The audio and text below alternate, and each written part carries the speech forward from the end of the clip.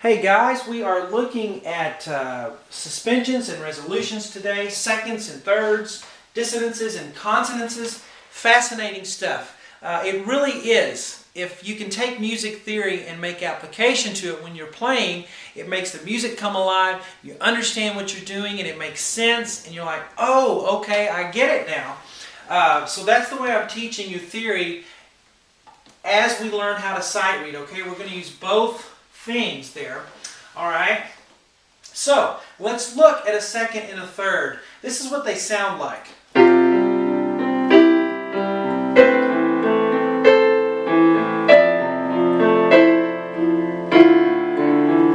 It's very pretty, right? It's very expressive.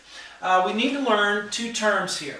We need to learn dissonance and consonance. Okay? A dissonant interval is one that is not at rest. It's not at peace. It has tension in it, and it needs to be resolved, or at least it feels like it does. Okay, you hear that? There's a dissonant interval, an interval of a second. A second just means one note to the very next one, a consecutive letter, E to F, F to G, G to A.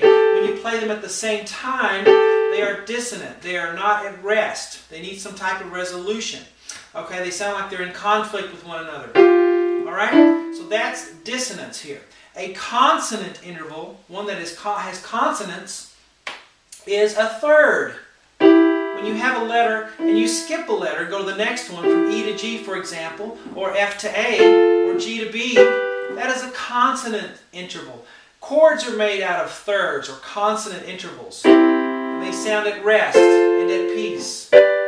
Okay? So you understand the difference between dissonance and consonance. Now there are other intervals that are dissonant and consonant. Here's another one, a seventh. Is that dissonant or consonant? Does that sound at rest, or does it sound in conflict? It is a dissonant interval, okay?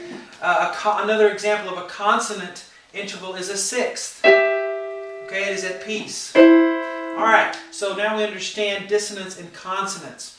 Alright, well, when we go from an interval of a second to the interval of a third, we have something called a suspension and resolution. Alright, if I start with this first one up here, F to G, and I resolve it to a third, that's called suspension resolution.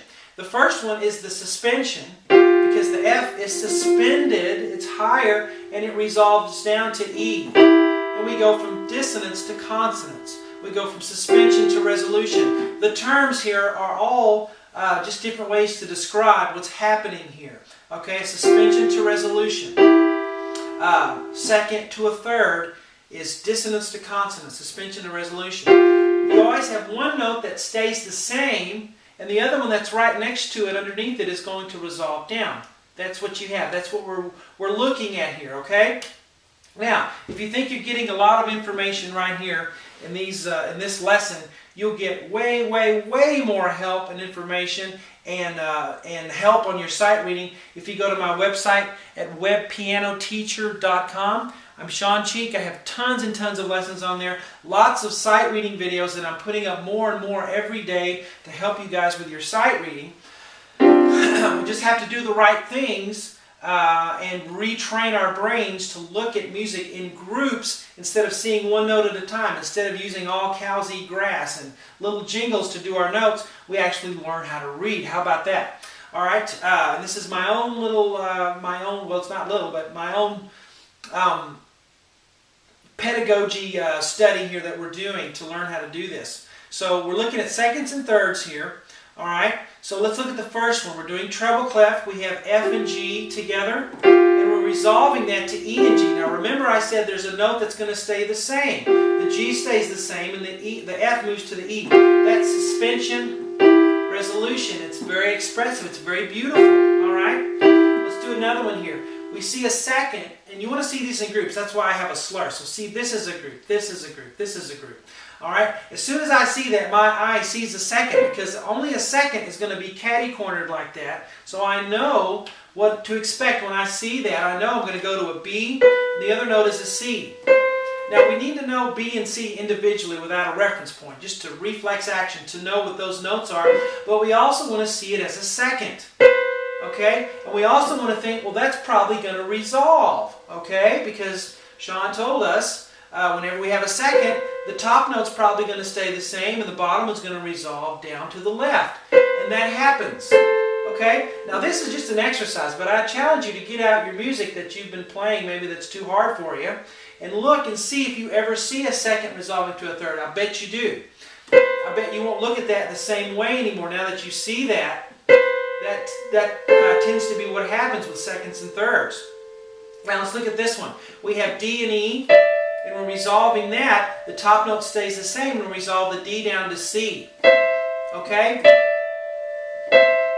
Alright, we have a note that stays the same, and the bottom one resolves down.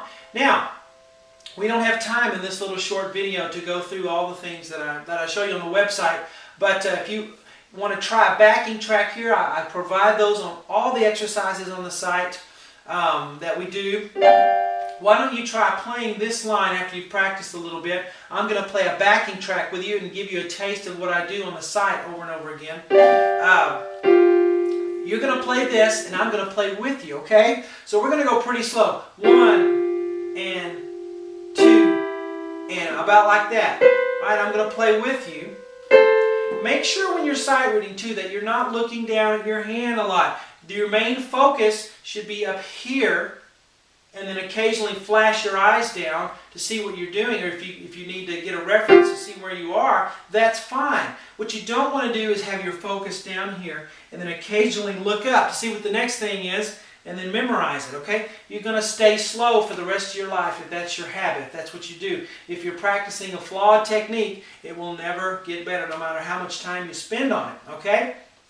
It's like Shaquille O'Neal with free throws. Practiced hours and hours and hours every day, weeks on end, months on end, but he was, according to Phil Jackson, was practicing a flawed technique. So he never got better at it. I don't know if he is now. I haven't seen him in a long time. But let's go ahead and practice our backing track here, okay? I'm going to count you off. Ready, and play. And 1.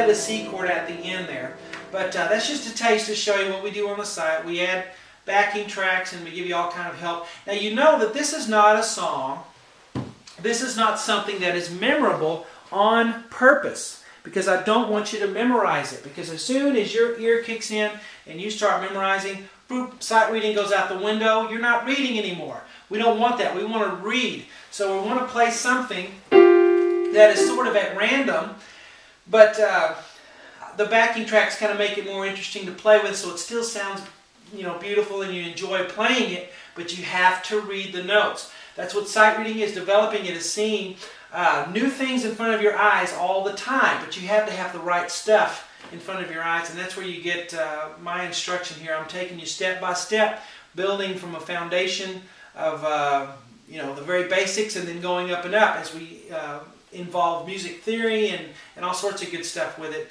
This line we don't have time to do on this lesson, but here we're looking at melodic seconds and thirds, resolving, okay?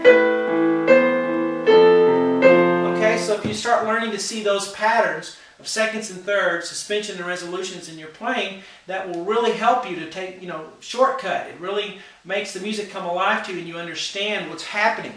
Alright, so there's a bit for you, and I hope you enjoy it.